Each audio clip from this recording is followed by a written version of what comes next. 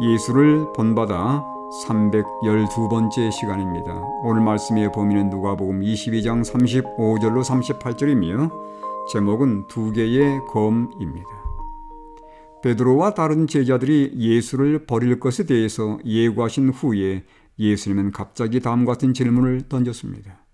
내가 너희를 전대와 배낭과 신발도 없이 보내었을 때에 부족한 것이 있더냐?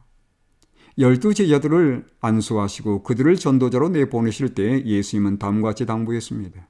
너희 전대에 금이나 은이나 동을 가지지 말고 여행을 위하여 배낭이나 두 벌 옷이나 신이나 지팡이를 가지지 말라. 이는 일꾼이 자기의 먹을 것 받는 것이 마땅함이라. 복음 전도자로 나서는 길에 먹고 입고 쓸 것을 챙기는 것에 신경 쓰지 말고 있는 그대로 가라는 당부였습니다. 복음의 일꾼들이 자기의 먹고 입고 쓸 것을 받도록 하겠다는 약속이었습니다. 예수님의 질문은 약속하신 대로 되었는지를 확인하는 질문이었습니다. 제자들은 예수님의 질문을 곰곰이 생각할 필요가 없었습니다. 그들은 즉각 없었나이다라고 답변했습니다. 예나 지금이나 예수님은 당신의 신실한 복음 전도자들을 결코 부족함이 없게 하시는 분입니다.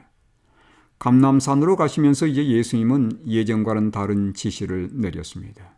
이제는 전대에 있는 자는 가질 것이요 배낭도 그리하고 검 없는 자는 겉옷을 팔아 살지어다. 왜 이런 지시를 주셨을까요? 시대가 달라졌고 상황도 달라졌다는 의미입니다. 이후에 그리스도의 이름을 전파하는 것 때문에 문전박대를 당하기도 하고 줄이기도 하고 박해와 고난을 받을 것입니다.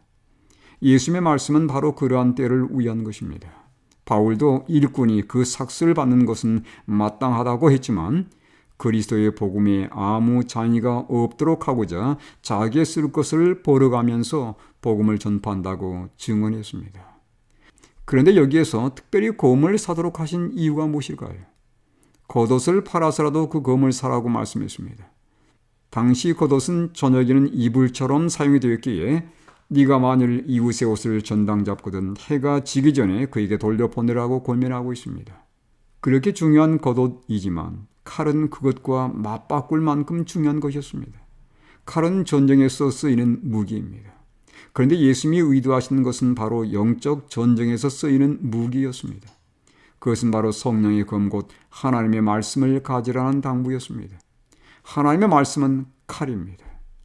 히브리서 4장 12절의 말씀입니다. 하나님의 말씀은 살아있고 활력이 있어 좌우의 날선 어떤 검보다도 예리하여 혼과 영과 관절과 골수를 찔러 쪼개기까지 하며 또 마음의 생각과 뜻을 판단하나니.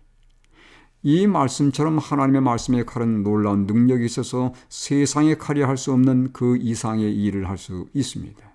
예수님이 불법자의 동료로 여김을 받을 것이기에 이후에 그들 또한 세상에서 같은 취급을 받을 것입니다. 그때 제자들이 흔들리지 않도록 붙들어줄 수 있는 것은 바로 하나님의 말씀입니다. 제자들은 여전히 영적인 눈이 감겨져 있었습니다. 그들은 육신적인 무기를 준비하라는 말씀으로 받아들였기에 주여 보소서 여기 검 둘이 있나이다라고 답했습니다. 예수님은 짤막하게 족하다라고 하시는데 이 말은 내 말 뜻을 못 알아듣는구나. 그럼 됐다라는 뜻입니다. 예수님과 곧 이별할 제자들에게 필요한 것은 하나님의 말씀의 칼이었습니다. 말세를 사는 우리에게 절실한 것 역시 두 검 곧 구약과 신약의 말씀입니다. 아모스 선지자는 말세의 대기근이 있을 것에 대해서 이렇게 예언하고 있습니다.